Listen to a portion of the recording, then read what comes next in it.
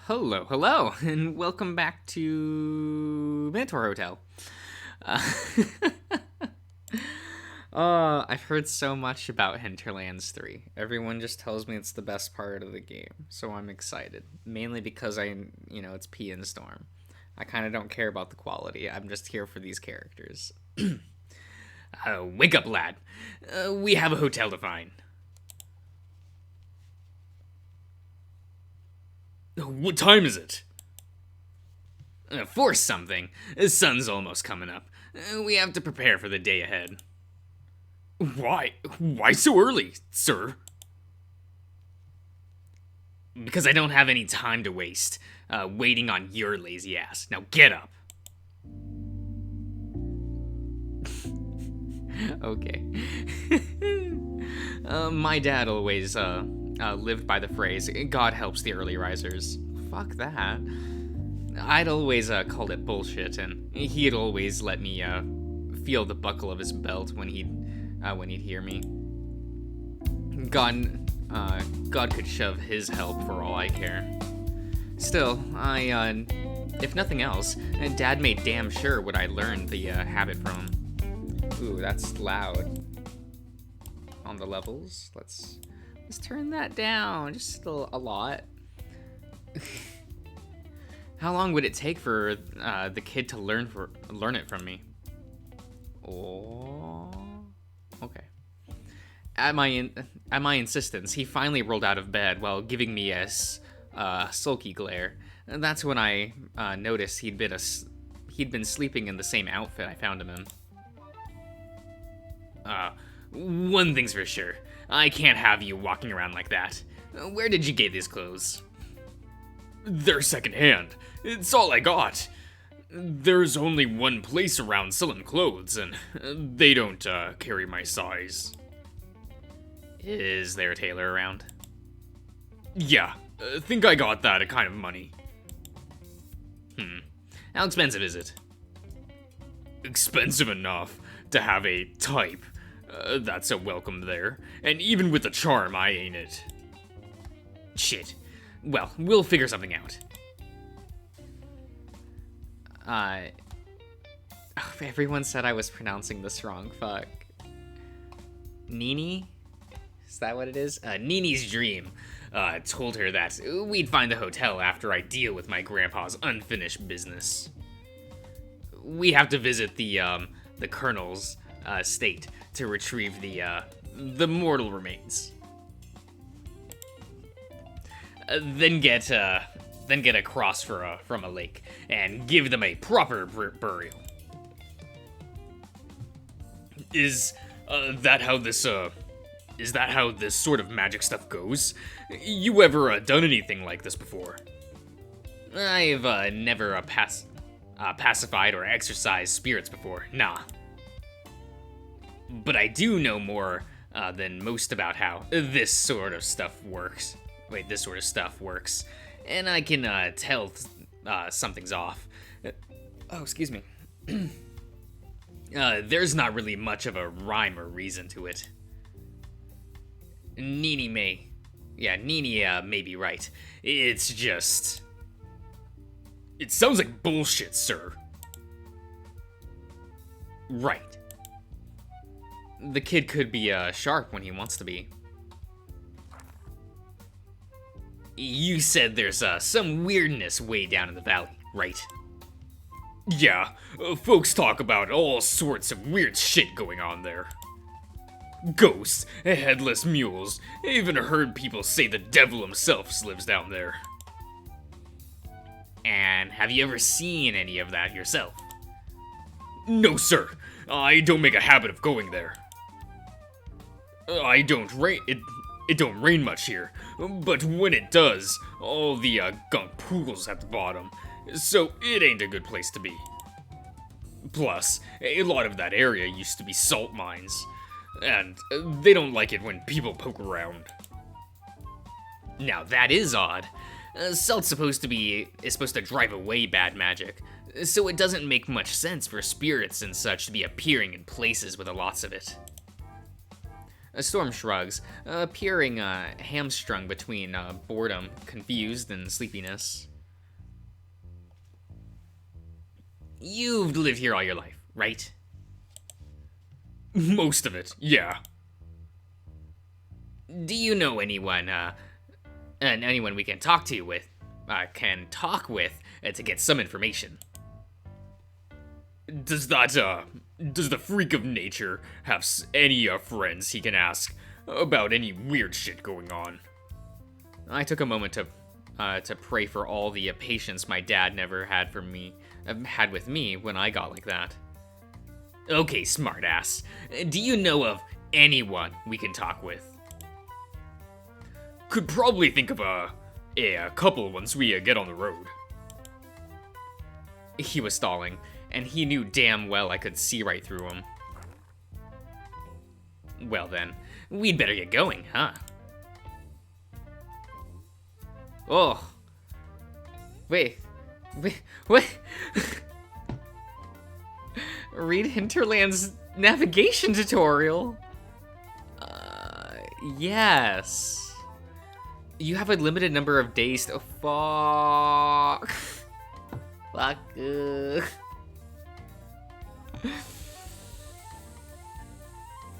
Okay. You have a limited number of days to explore the hinterlands and find a way to the hotel. You can explore both the town and the surrounding locations. Visiting a location will use up your day, with a couple of exceptions. To visit a location, simply click on the corresponding pin on the map. After you visit a location once, the pin will turn red. You can still visit the same location multiple times if you want to. Same location may become unavailable on a given day. If so, the pin will turn black. You can pull up P's phone by clicking on it, and clicking it again will pull it back down. The phone displays the current day and time, and can be used to change the music or read P's journal to see your previous choices. Choose a location to investigate. Oh, okay. So ignore all that. We're gonna put it in 4, right? We're gonna do this. You're gonna peek behind the curtain a bit. Okay. Okay. A flooded town. What? Okay. Wait, no. Let's Clicku. Oh, what's the music?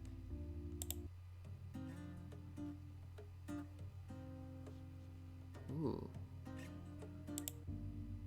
I like that one more. What's P? Oh my god. Okay. I found the Minotaur called Storm by the reservoir. Following Nini's instructions, my only clue to find the hotel is a dream of hers, but I'm not fully convinced. Okay.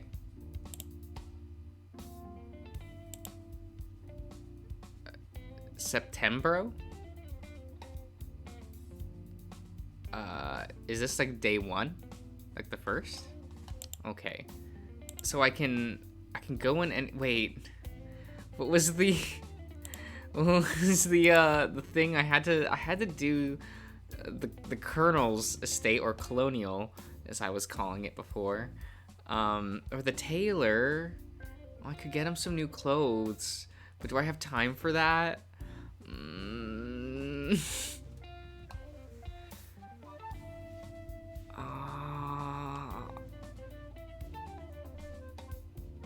I mean, I assume I'll have enough time to choose everything, right?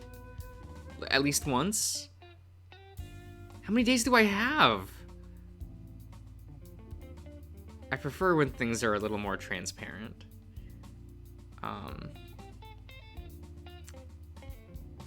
But...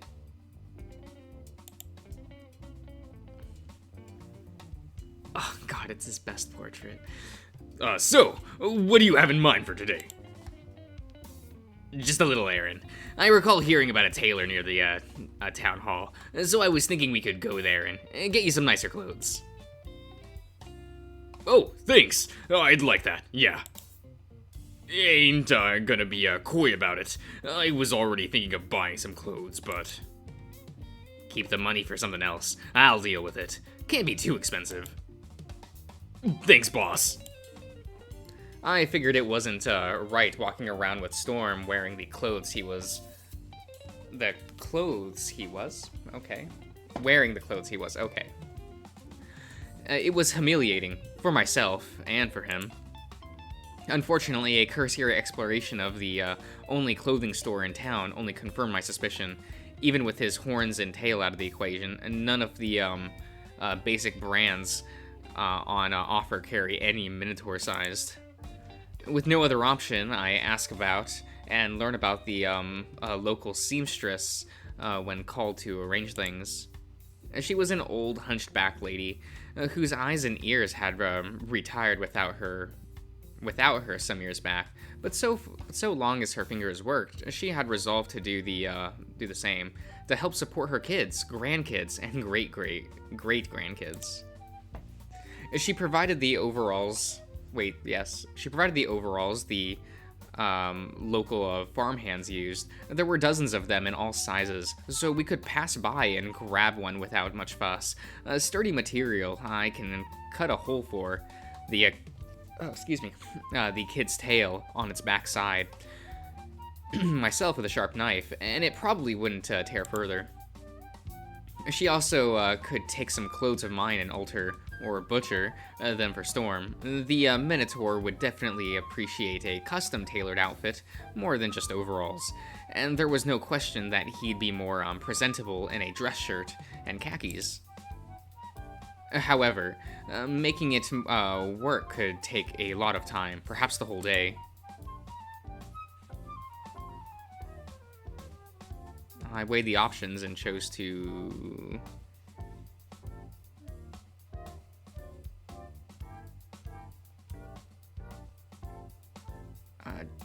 buy the overalls. I'd rather not waste too much time on this. We have a lot to investigate. Overalls may not be fancy, but they'll do for now. Oh. Okay. Storm seemed happy enough to be out of his grimy clothes. He threw them away right as we left the place. Now, how does it feel, champ?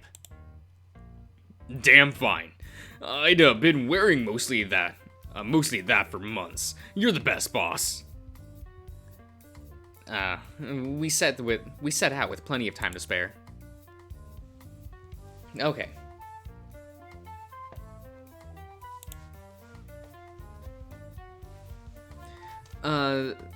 The Colonel's estate was the only place in the hinterlands with a decent greenery, a big, for the area, a sort of walled-off farm with a mansion squarely in the middle. We went through and announced ourselves to the porter.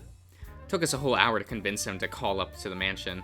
I don't think he wanted to let anyone in at all, but our insistence went over.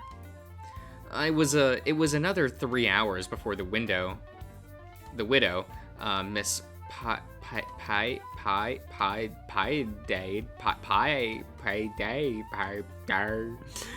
gave us the time of day. A smart young woman, wasn't even in her 40s. Got to imagine what it must have been like living with a man over 100 years old. She kept quiet until I mentioned I was the old foreman's grandson, and then her eyes changed. The lady never met my grandpa, at least not when he worked for the Colonel, but the story must have reached her ears.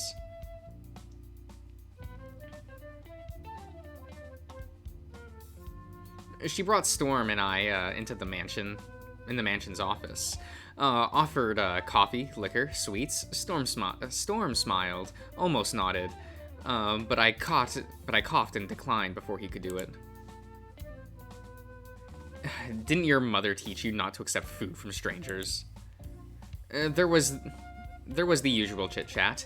How's the capital? Did we enjoy the drive down here? What was the weather like? But it all felt as if it was being read from a list of mandatory topics. We answered with a handful of words, and she gave us her next polite question, all of it without a smile or the slightest inflection in her voice. After she answered how we were enjoying the hinterlands, and I answered with, not at all, we agreed to drop the masks and get down to business. Miss Pider. Pied? Pied? Aid? Pied Aid?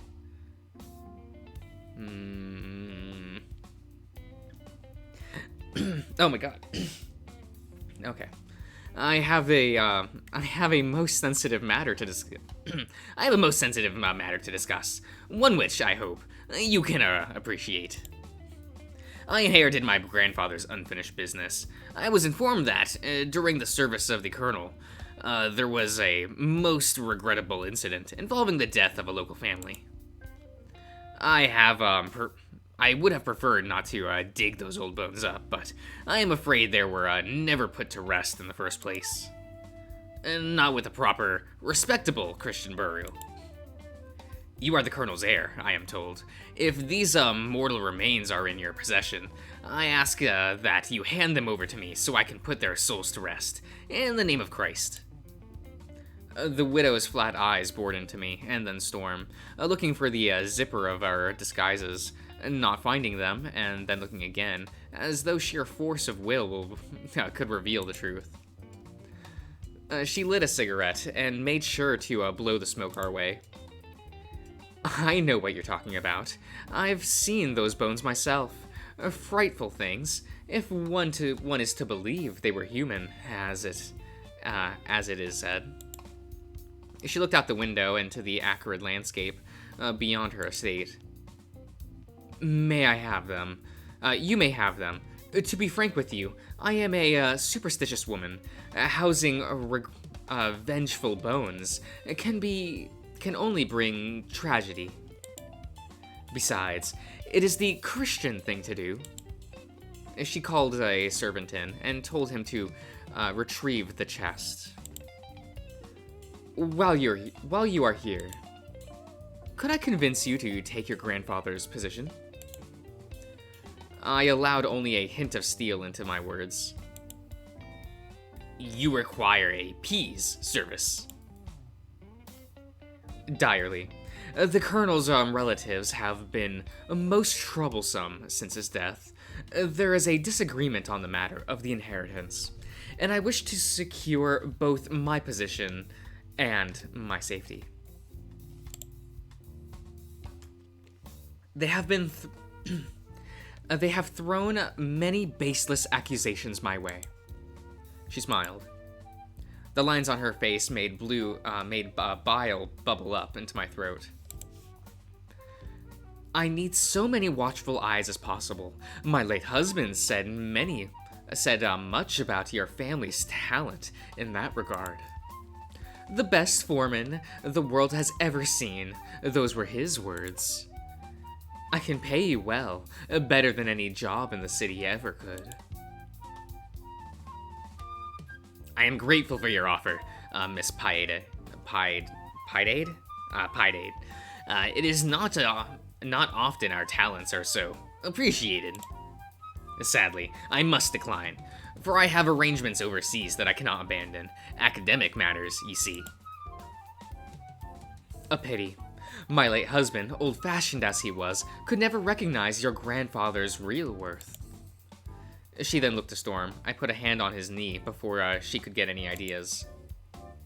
He may look like family, but he is not a P. He doesn't have what you are looking for. Such a pity. She went quiet, and so did I, until the chest was carted in. I held my breath and opened it. What I found inside were broken, smashed, crushed bits of bone, every last smidgen of marrow sucked it clean. What had been left intact was covered in teeth marks. As for their skulls, all of them had been cracked open like pumpkins. Even then, however, I could piece together enough to see how truly non-human they were. This is it. Thank you, Miss Pied.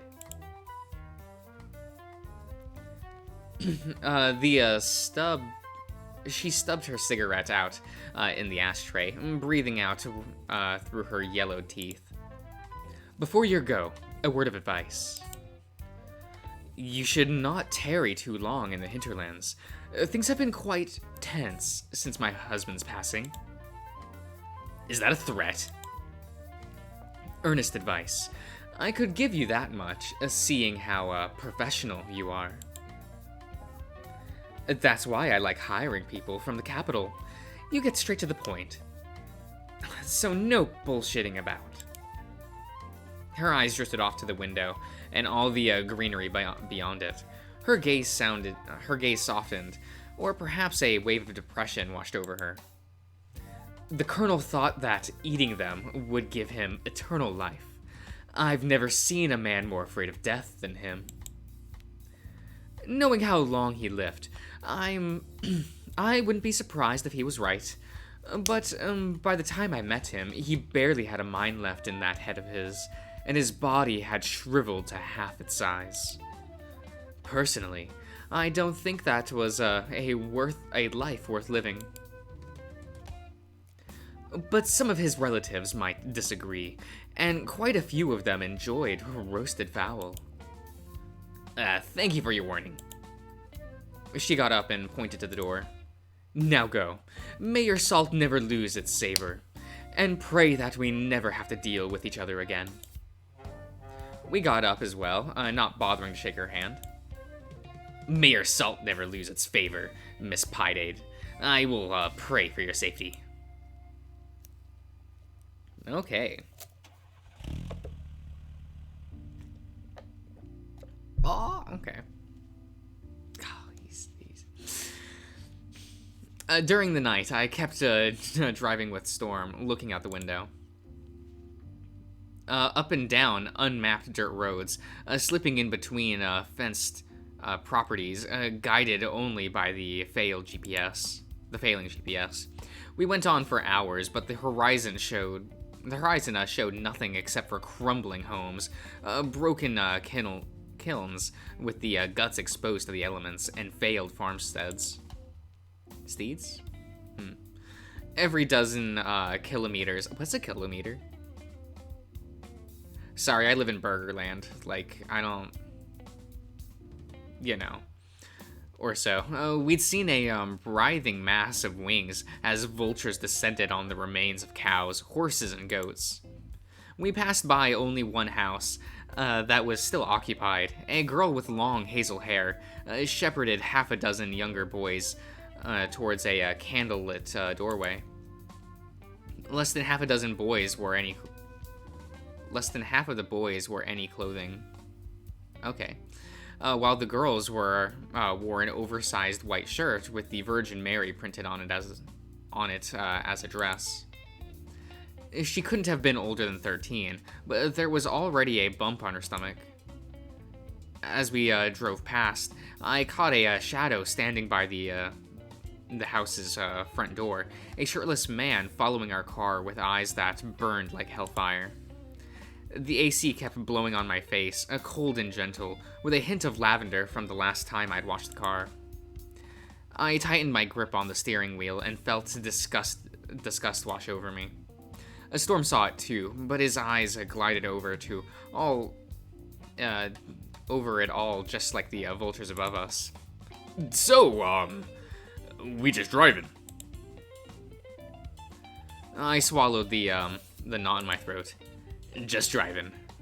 This is one of the areas where my grandpa searched for the hotel all those decades ago. Dusk is a special time. Rituals performed at this hour are more potent, and hidden things are more eager to reveal themselves. I can see well enough on my own, but you keep your eyes peeled for anything hotel-like. Aye. Never been to a hotel, though. What's one even look like? What does a hotel look like? Is there even a way to describe it that encompasses all the different kinds? Have you ever watched a movie? Surely you've seen a hotel in one of those. I mean, yeah. But you telling me we'll find an American hotel out here, in the middle of... The kid trails off as he turned to look out the windshield, and his eyes got wide like he'd seen a ghost. Ahead at the junction, stood a single wall, all that remained of some old building. Incomprehensible graffiti was scribbled across it, like some kind of esoteric signage. A few of the markings looked fresh. Before I could ask what the matter was, he reached over to squeeze my arm in a death grip. You'd better take the next right over there, boss. Why? The GPS says there's a truck stop to the left, and we need to refuel. No, your GPS is wrong. We gotta get out of here. That place is trouble. The stop you're going for shut down near a decade ago. Now it's... At first I thought he was just whining, but something changed to that real quick. I still don't know whether it was some note in his voice, or the sudden prickling on the back of my neck, but either way, my foot slammed down on the brake pedal. Dangerous. Yeah. Turn right. There's a gas station not too far if we go that way. I craned my neck to look around us, and only saw the deepening darkness of late evening, and nothing was happening near here. It felt like nothing had happened for years, and nothing was spooking the kid rigid. Nothing was spooking the kid rigid, and so I turned right.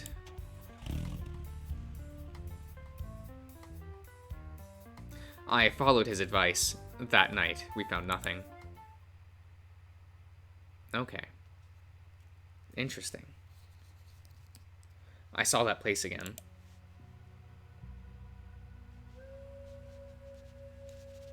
Okay.